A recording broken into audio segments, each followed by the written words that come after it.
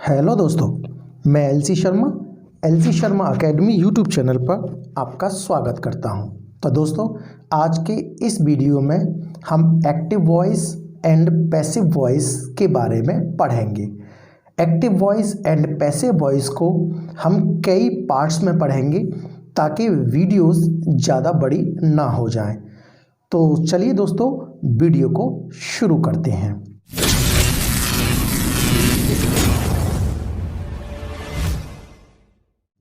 तो सबसे पहले हम active voice and passive voice का हिंदी में अर्थ पता कर लेते हैं।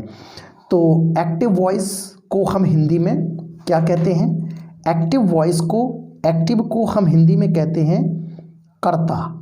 एक्टिव मीन्स कर्ता, और वॉइस को हम हिंदी में कहते हैं वाच। क्या कहते हैं? वाच।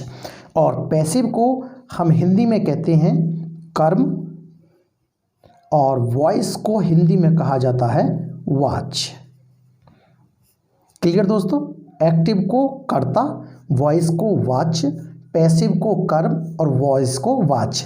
तो एक्टिव वॉइस को हिंदी में कहा जाएगा कर्ता वाच। क्या कहा जाएगा? कर्ता वाच।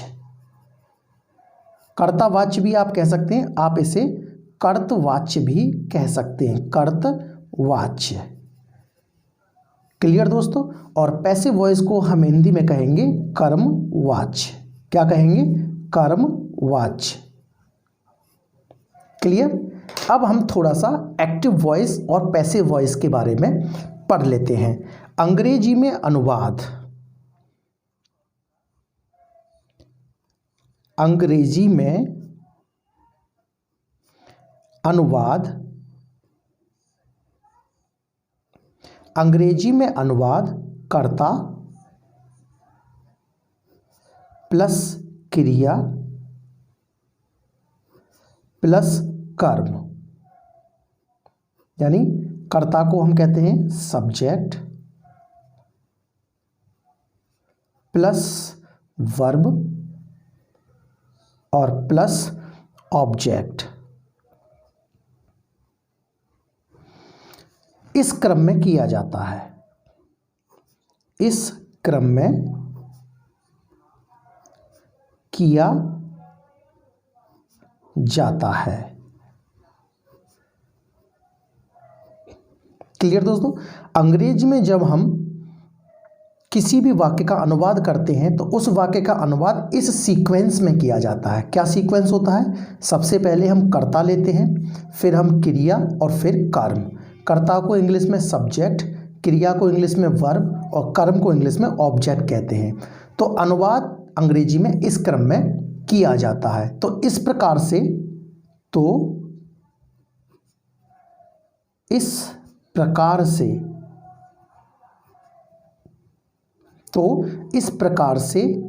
किए गए, तो इस प्रकार से अनुवाद किए गए, तो इस प्रकार से अनुवाद किए गए वाक्यों को, तो इस प्रकार से अनुवाद किए गए वाक्यों को क्या कहते हैं? एक्टिव वॉइस कहा जाता है। क्या कहा जाता है? Active voice. एक्टिव वॉइस यानी कर्तवाच्य। कर्तवाच्य कहा जाता है। कहा जाता है। जब किसी सेंटेंस का अनुवाद इस सीक्वेंस में होता है, सब्जेक्ट, वर्ब और ऑब्जेक्ट, तो वो जो वाक्य होता है वो एक्टिव वॉइस का वाक्य होता है। क्लियर दोस्तों? अब यदि कर्म को पहले लेकर, यदि कर्म, और कर्म को हम इंग्लिश में बोलते हैं ऑब्जेक्ट, यदि कर्म को पहले लेकर, यदि कर्म को पहले लेकर किसी वाक्य का अनुवाद किया जाए, किसी वाक्य का अनुवाद, अनुवाद मीन्स ट्रांसलेशन, किसी वाक्य का अनुवाद किया जाए तो इस प्रकार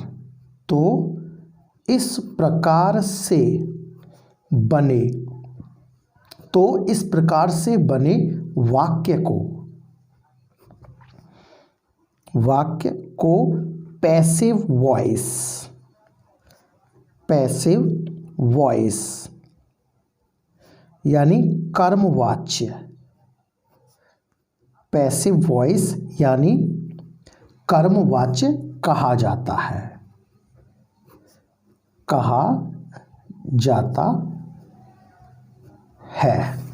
क्लियर? एक्टिव वॉइस में क्या सीक्वेंस होता है इंग्लिश में अनुवाद करने का? सब्जेक्ट प्लस वर्ब और प्लस ऑब्जेक्ट। और पैसिव वॉइस में यदि कर्म को पहले लेकर किसी वाक्य को अंग्रेजी में ट्रांसलेट किया जाता है, यानी ऑब्जेक्ट सबसे पहले आता है, तो वह वाक्य पैसिव वॉइस में होता है।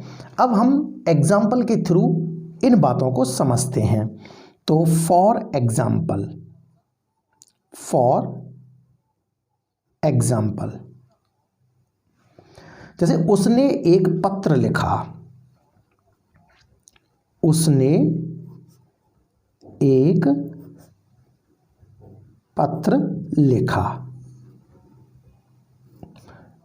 यह कोई वाक्य है, ठीक है। तो इसमें उसने क्या है? उसने है आपका सब्जेक्ट। क्या है? सब्जेक्ट। लिखा, ये क्या है? ये है वर्ब। क्लियर? और एक पत्र, ये क्या है? ये है ऑब्जेक्ट। क्लियर? तो किस सीक्वेंस में रखे हुए हैं ये? सब्जेक्ट, वर्ब और ऑब्जेक्ट इस सीक्वेंस में ये रखे हुए हैं। तो ये क्या हुआ? ये हुआ हमारा एक्टिव वॉइस यानी कर्तवाच्य। तो ये सेंटेंस पास्ट इंडेफिनिट का एफर्मेटिव है, तो हम इसे इंग्लिश में बनाएंगे ही रोट, वर्ब की सेकंड फॉर्म आएगी, he wrote a letter. He wrote a letter, ये एक्टिव वॉइस है, ठीक है। ही इसमें सब्जेक्ट है, रोट इसमें वर्ब है और लेटर इसमें ऑब्जेक्ट है। तो इस सीक्वेंस में हमने ये सेंटेंस आया है। सब्जेक्ट, ये है आपका वर्ब और लेटर है आपका ऑब्जेक्ट। तो क्या सीक्वेंस बना इसका? सब्जेक्ट प्लस वर्ब और प्लस ऑब्जेक्ट। इस सीक्वेंस में इसीलिए यह क्या है? एक्टिव वॉइस है। अब हम मान लीजिए कोई हिंदी का वाक्य लेते हैं, एक पत्र उसके द्वारा लिखा गया। सपोज दैट एक पत्र उसके द्वारा लिखा गया। एक पत्र उसके द्वारा लिखा गया। तो इसमें पत्र ऑब्जेक्ट बन के आया था। उसने एक पत्र लिखा, लेकिन इस सेंटेंस में ये जो एक पत्र है, ये जो एक पत्र है, इसमें ये ऑब्जेक्ट है। ये ऑब्जेक्ट किसका है? ये ऑब्जेक्ट है ऑब्जेक्ट ऑफ एक्टिव वॉइस, यानी ये एक्टिव वॉइस का कर्ता है। लेकिन ये सब्जेक्ट किसमें बन गया है? ये बन गया है सब्जेक्ट ऑफ पैसिव वॉइस। ये बन गया है सब्जेक्ट ऑफ पैसिव वॉइस। यहाँ पर इस एक्टिव वॉइस में ये ऑब्जेक्ट था, लेकिन जब हम इसका पैसिव बना रहे हैं इस एक्टिव वॉइस का, तो ये जो है, तो इसको हम, यानी ये जो लेटर है, इसको हम पैसिव वॉइस में सब्जेक्ट बना रहे हैं। क्लियर? और ये जो सब्जेक्ट है एक्टिव पैसिव वॉइस का, एक्टिव वॉइस का ये जो सब्जेक्ट है, तो पैसिव वॉइस में ये बन रहा है ऑब्जेक्ट। तो ये क्या है हमारा? ये है सब्जेक्ट ऑफ एक्टिव वॉइस। क्या है ये? Subject of active voice. जब ये सब्जेक्ट ऑफ एक्टिव वॉइस है, लेकिन ये पैसिव वॉइस में क्या बनना है? ये पैसिव वॉइस में कन्वर्ट हो गया है ऑब्जेक्ट ऑफ पैसिव वॉइस। और ये तो आपकी वर्ब है ही। ये क्या है? ये वर्ब है। तो इसको हम, ये क्या है? पैसिव वॉइस है। तो इसको हम कैसे इंग्लिश में ट्रांसलेट करेंगे? तो यदि कर्म यानी ऑब्जेक्ट को पहले लेकर किसी वाक्य का अनुवाद किया जाए तो वो वाक्य पैसिव वॉइस होता है। तो इसमें आ लेटर ये एक्टिव वॉइस का ऑब्जेक्ट है, तो इसे हम पैसिव वॉइस में सब्जेक्ट बनाएंगे। तो आ लेटर, अब हम ये वाक्य जो है पास्ट इंडेफिनिट टेंस का है, तो जब पास्ट इंडेफिनिट टेंस का पैसिव वॉइस बनाया जाता है तो हम हेल्पिंग वर्ब क्या यूज़ करते हैं, हेल्पिंग वर्ब हम वॉज और वर लेते हैं। हेल्पिंग वर्ब हम क्या लेते हैं, हेल्पिंग वर्ब क्या यूज़ करते हैं, वॉज और वर। सब्जेक्ट के अकॉर्डिंग हम हेल्पिंग वर्ब लेते हैं वॉज एंड वर। तो अब पैसिव वॉइस का सब्जेक्ट क्या बना, आ लेटर, तो ये सिंगुलर सब्जेक्ट है तो हम क्या यूज़ करेंगे, वॉज। तो आ लेटर वॉज। यहाँ पर ये जो वर्ब यूज हुई है ये इस सब्जेक्ट के अकॉर्डिंग यूज हुई है, एक्टिव वॉइस के सब्जेक्ट के अकॉर्डिंग। लेकिन यहाँ पर ये जो हेल्पिंग वर्ब आई है ये इस सब्जेक्ट के अकॉर्डिंग यूज हुई है। ये एक्टिव वॉइस में ऑब्जेक्ट था लेकिन पैसिव वॉइस में हमने इसे सब्जेक्ट बनाया है। उसके बाद हम लेंगे वर्ब, ये सब्जेक्ट फिर वर्ब, यहाँ पर सब्जेक्ट, ये हेल्पिंग वर्ब, हेल्पिंग वर्ब के बाद फिर मेन वर्ब आएगी लिखना। तो राइट, यहाँ पर रोट सेकंड फॉर्म है राइट की, यहाँ पर आएगी थर्ड फॉर्म। तो राइट की थर्ड फॉर्म होती है written, a letter was written. Clear. और जब हम पैसिव वॉइस में एक्टिव वॉइस को सब्जेक्ट, एक्टिव वॉइस के सब्जेक्ट को ऑब्जेक्ट बनाते हैं तो उससे पहले हम प्रपोजिशन बाय का यूज़ करते हैं। जब हम पैसिव वॉइस में किसी एक्टिव वॉइस के सब्जेक्ट को ऑब्जेक्ट बनाते हैं तो उससे पहले हम प्रपोजिशन बाय का यूज़ करते हैं। तो यहाँ पर ये जो ही है ये सब्जेक्ट के रूप में आया है, तो ही अब यहाँ पर ऑब्जेक्ट के रूप में जाएगा पैसिव वॉइस में। तो ही का ही तो नहीं आएगा, तो ही का ऑब्जेक्ट रूप होता है हिम, बाय हिम। ये है इसका पैसिव वॉइस। क्लियर दोस्तों। यानी यहाँ पर आ लेटर क्या है, ये एक्टिव वॉइस का ऑब्जेक्ट है लेकिन ये पैसिव वॉइस में सब्जेक्ट बन गया है। वॉज रिटिन ये वर्ब है, हेल्पिंग वर्ब है, क्योंकि पास्ट इंडेफिनिट का एक्टिव वॉइस है। तो पास्ट इंडेफिनिट के एक्टिव वॉइस को जब हम पैसिव में चेंज करते हैं तो हेल्पिंग वर्ब वॉज और वर का यूज़ करते हैं सब्जेक्ट के अकॉर्डिंग, यानी पैसिव वॉइस के सब्जेक्ट के अकॉर्डिंग। उसके बाद जो मेन वर्ब होती है एक्टिव वॉइस की, जो मेन वर्ब होती है पैसिव वॉइस में हमेशा थर्ड फॉर्म में यूज़ की जाती है, हमेशा उसकी तीसरी अवस्था आती है। क्लियर। फिर हम आगे लेते हैं जो एक्टिव वॉइस का सब्जेक्ट होता है उसको पैसिव वॉइस में ऑब्जेक्ट बनाया जाता है। तो जब हम पैसिव वॉइस में उसको ऑब्जेक्ट बनाते हैं तो उससे पहले हमेशा हम प्रपोजिशन बाय का यूज़ करते हैं। तो यहाँ पर ही ये प्रोनाउन है और प्रोनाउन का जब सब्जेक्ट के रूप में जाएगा तो ही का हिम हो जाएगा सब्जेक्टिव केस। क्लियर। अगर यहाँ पर कोई नाउन होता, किसी का नाम होता तो यहाँ पर नाम का नाम ही रहता, वह ऑब्जेक्टिव केस में किसी भी फॉर्म में चेंज नहीं होता। लेकिन प्रोनाउंस जो होते हैं, प्रोनाउन सब्जेक्ट के रूप में कुछ और होते हैं, ऑब्जेक्ट के रूप में कुछ और होते हैं। आई होप आप यहाँ तक समझ रहे होंगे। क्लियर दोस्तों। अब हम एक नोट यानी विशेष बात ले लेते हैं। वो विशेष बात क्या है, नोट।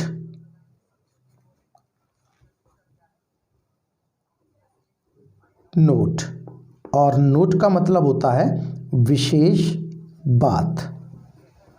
नोट का क्या मतलब होता है, विशेष बात। वो विशेष बात क्या है, विशेष बात में हम नोट नंबर 1 लेते हैं। नोट नंबर 1 क्या है, एक्टिव वॉइस से, मैं शॉर्ट में यूज़ कर रहा हूँ, एक्टिव वॉइस से पैसिव वॉइस बनाते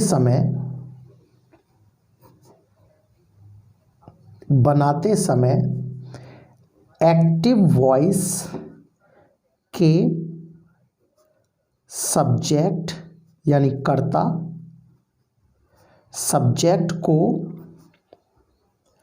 पैसिव वॉइस में बाय लगाकर ऑब्जेक्ट बना देते हैं, ऑब्जेक्ट बना देते हैं,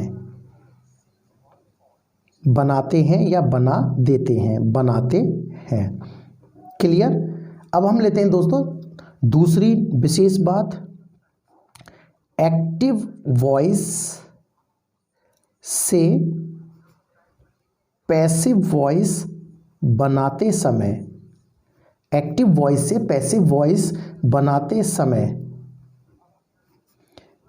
एक्टिव वॉइस के ऑब्जेक्ट यानी कर्म, एक्टिव वॉइस के ऑब्जेक्ट को पैसिव वॉइस में सब्जेक्ट बनाते हैं, सब्जेक्ट बनाते हैं। और अब तीसरी विशेष बात लेते हैं, इन्हें आप रूल्स के रूप में भी याद रख सकते हैं। पैसिव वॉइस में, पैसिव वॉइस में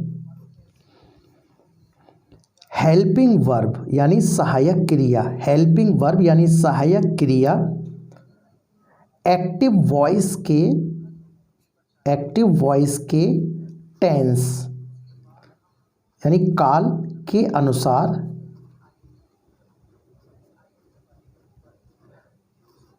अनुसार प्रयोग करते हैं, यानी एक्टिव वॉइस किस टेंस में है तो उस टेंस के अनुसार हम पैसिव वॉइस में हेल्पिंग वर्ब यूज़ करते हैं कि एक्टिव वॉइस का जो वाक्य है, एक्टिव वॉइस जो है वो किस टेंस में दे रखा है, उसी के अकॉर्डिंग हम पैसिव वॉइस में हेल्पिंग वर्ब यूज़ करते हैं। नेक्स्ट विशेष बात लेते हैं, पैसिव वॉइस में सदैव या हमेशा मुख्य क्रिया,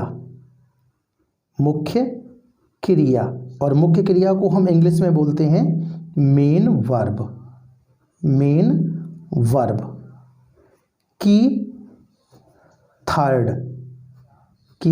थर्ड फॉर्म मीन्स तीसरी अवस्था का प्रयोग करते हैं। क्लियर दोस्तों।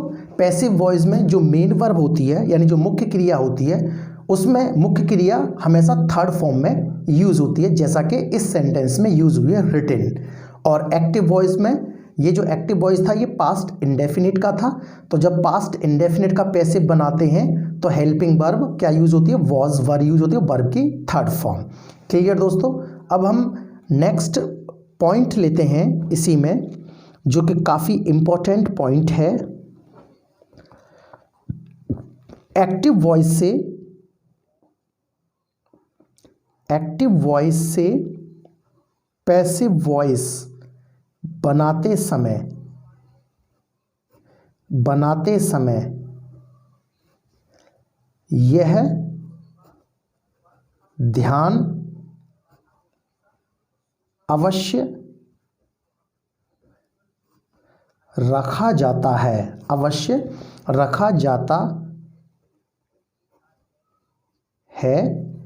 कि एक्टिव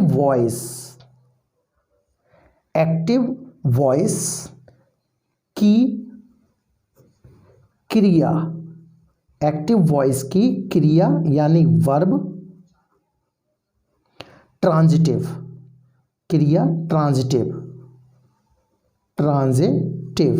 और ट्रांजिटिव को हम हिंदी में बोलते हैं सकर्मक। क्या बोलते हैं, सकर्मक। यह ध्यान रखा जाता है कि एक्टिव वॉइस की क्रिया ट्रांजिटिव होनी चाहिए।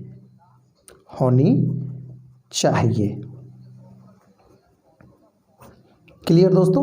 यदि एक्टिव वॉइस की जो वर्ब है वो वर्ब या ट्रांजिटिव नहीं है तो हम उसका पैसिव वॉइस नहीं बना सकते हैं। यदि किसी एक्टिव वॉइस की वर्ब ट्रांजिटिव है तो हम उसका पैसिव वॉइस बना सकते हैं। क्लियर दोस्तों। आई थिंक यहाँ तक आप समझ रहे होंगे। नेक्स्ट पॉइंट लेते हैं। पॉइंट 6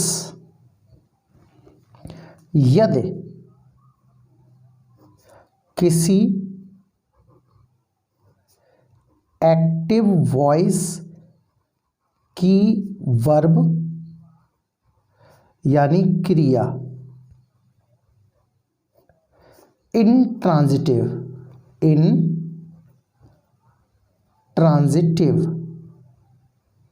और इंट्रांजिटिव को हम हिंदी में कहते हैं अकर्मक। इंट्रांजिटिव यानी अकर्मक होती है तो ऐसे एक्टिव वॉइस का पैसिव वॉइस कभी नहीं बनता है, कभी नहीं बनता है। यानी एक्टिव वॉइस की वर्ब ट्रांजिटिव होनी चाहिए। अगर ट्रांजिटिव नहीं है, इंट्रांजिटिव है, तो हम उसका पैसिव वॉइस नहीं बना सकते हैं। क्लियर दोस्तों। अब हम लेते हैं next point 7 transitive verb. Transitive verb जिसको हिंदी में कहते हैं सकर्मक क्रिया। सकर्मक क्रिया ट्रांजिटिव वर्ब यानी सकर्मक क्रिया वह होती है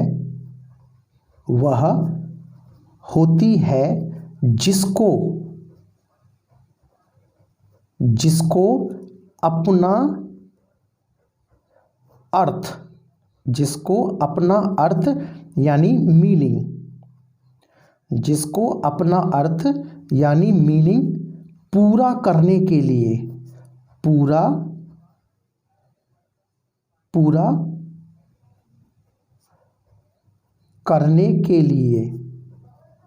करने के लिए किसी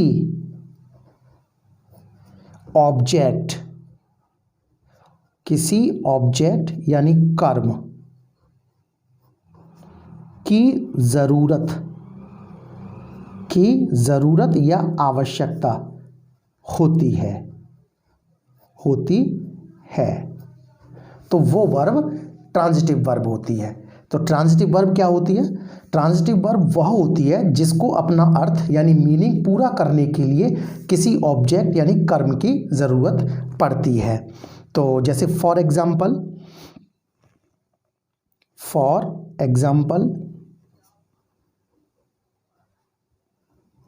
एक एग्जाम्पल लेते हैं और एग्जाम्पल के थ्रू हम उस बात को समझेंगे। जैसे हम किताबें पढ़ते हैं। तो प्रेजेंट इंडेफिनिट का है तो हम इसकी इंग्लिश कैसे बनाएंगे? We read books. आप चाहें तो बुक से पहले दा भी लगा सकते हैं, वैसे दा यहाँ नहीं लगेगा। तो वी रीड बुक्स। तो इसमें वी क्या है? इसमें वी है आपका सब्जेक्ट। क्या है? सब्जेक्ट है। रीड इसमें क्या है? ये है आपका वर्ब। और बुक्स इसमें क्या है? ये है आपका ऑब्जेक्ट। क्लियर। अब कैसे पता करेंगे ये जो वर्ब है ये ट्रांजिटिव है या इंट्रांजिटिव है? यानी इस वर्ब को अपना अर्थ पूरा करने के लिए किसी ऑब्जेक्ट की ज़रूरत पड़ती है। तो ये जो ऑब्जेक्ट है इसको अपना अर्थ पूरा करने के लिए इसकी ज़रूरत पड़ रही है बुक्स की। तो इसलिए ये जो वर्ब है, तो ये वर्ब कौन सी वर्ब हुई? ये वर्ब हुई ट्रांजिटिव वर्ब, क्योंकि इसका अर्थ इससे पूरा हो रहा है। अगर वाक्य होता हम पढ़ते हैं, वी रीड, हम पढ़ते हैं, तो इस वाक्य को ये जो वर्ब है फिर ये इंट्रांजिटिव हो जाएगी। कौन सी हो जाएगी? इंट्रांजिटिव वर्ब यानी अकर्मक क्रिया हो जाएगी, क्योंकि इसका अर्थ पूरा नहीं हो रहा। जो पढ़ना क्रिया है इसका अर्थ पूरा नहीं हो रहा। हम पढ़ते हैं, क्या पढ़ते हैं हम? क्या पढ़ते हैं, यानी अर्थ पूरा नहीं हो रहा। और वाक्य है हम वी रीड बुक्स, हम किताबें पढ़ते हैं। तो ये जो शब्द है, ये जो वर्ब शब्द है, इसका अर्थ पूरा कर रहा है ये बुक्स, इसीलिए ये जो वर्ब हुई ये ट्रांजिटिव वर्ब हुई, यानी इस वाक्य का हम पैसिव बना सकते हैं। यानी पैसिव बनाने के लिए एक्टिव वॉइस में ऑब्जेक्ट का होना बहुत ज़रूरी है। इस बात को हम नेक्स्ट पॉइंट में लेते हैं। पॉइंट 8, किसी भी एक्टिव वॉइस का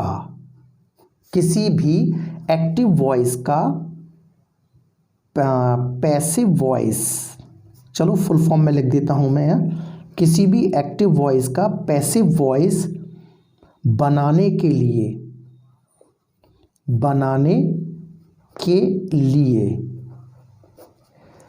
एक्टिव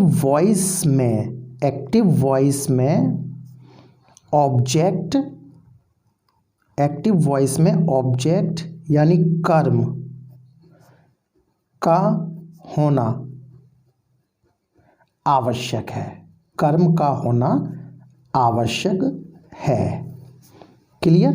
अगर किसी एक्टिव वॉइस में ऑब्जेक्ट नहीं है तो इसका मतलब वो वर्ब कौन सी है, इंट्रांजिटिव है। यदि किसी एक्टिव वॉइस में ऑब्जेक्ट है तो इसका मतलब वो वर्ब कौन सी है, ट्रांजिटिव वर्ब है। क्लियर? तो ट्रांजिटिव वर्ब है तो मीन्स ऑब्जेक्ट है, ट्रांजिटिव वर्ब नहीं है, इंट्रांजिटिव वर्ब है तो मीन्स ऑब्जेक्ट नहीं है। तो जब ऑब्जेक्ट नहीं है तो हम उसका पैसिव नहीं बना सकते हैं। क्लियर दोस्तों?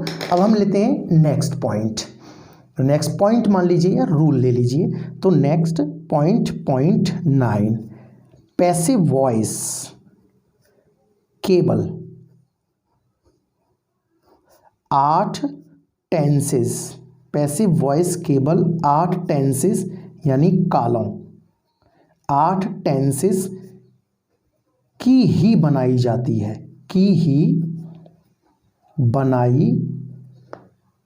पैसिव वॉइस केवल 8 टेंसेस की ही बनाई जाती है। तो वो 8 टेंसेस कौन कौन से हैं तो वो हम पता कर लेते हैं। नंबर 1, एक पैसिव वॉइस बनती है present indefinite tense, present indefinite tense, present indefinite tense. दूसरा पैसिव वॉइस बनती है,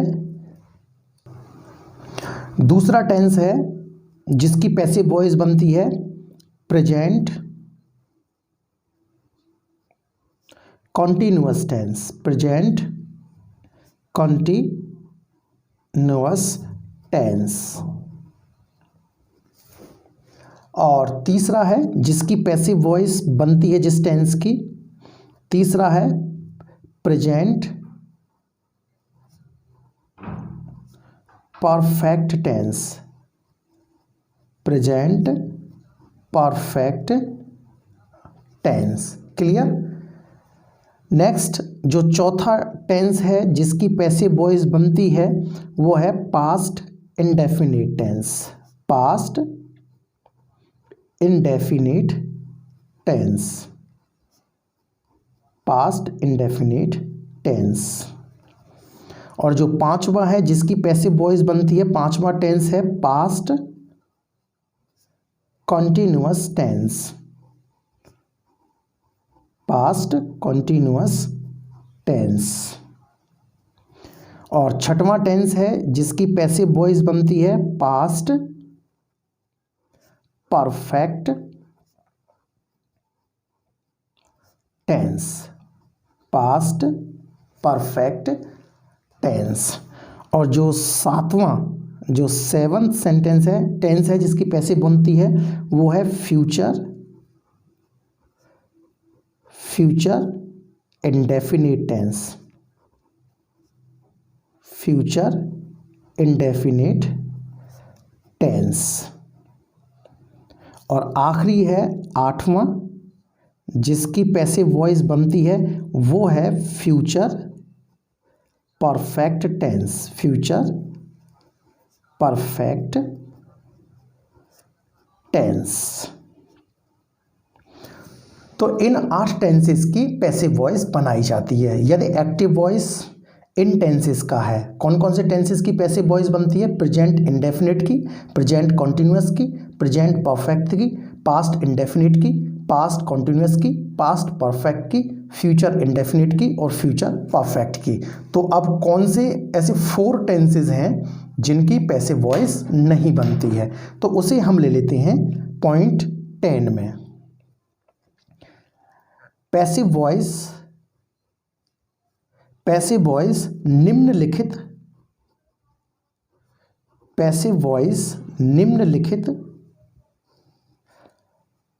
4 टेंसेस यानी कालों, पैसिव वॉइस निम्नलिखित 4 टेंसेस की नहीं बनती है, नहीं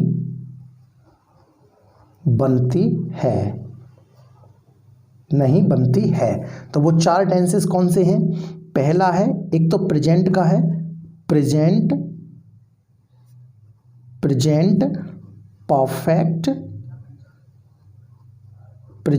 परफेक्ट कॉन्टिन्यूअस टेंस एक प्रेजेंट का है। क्लियर दोस्तों? और दूसरा है पास्ट का, पास्ट परफेक्ट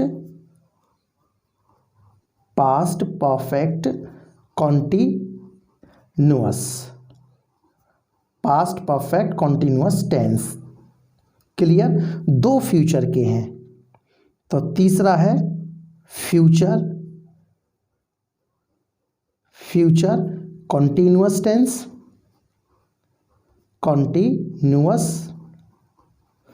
टेंस और चौथा भी फ्यूचर का ही है, future perfect continuous tense. Future perfect